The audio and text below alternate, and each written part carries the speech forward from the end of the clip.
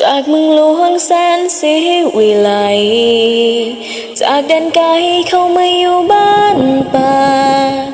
มีภูเขาและพงพนากับทุ่งหญ้าและความจริงใจได้มาพบน้องสาวคนนี้ตกหลุมรักทั้งที่เมื่อได้พบเจออยากบอกรักอยากให้รู้ว่าใครคนหนึ่งนั้นคิดจังใดอยากจะบอกว่าคอยหาเจ้าแต่บ่ฮู้ว่าเจ้าคิดจังใดอยากจะบอกว่าฮักเจ้าเหลือหลายฮักเจ้าบ่เสื่อมคลายคอยฮักเจ้า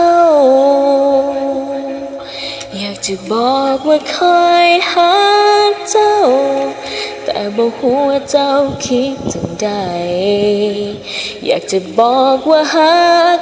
เจ้าเหลือหลายฮักเจ้าบ่เสื่อมคลายคอยฮักเจ้า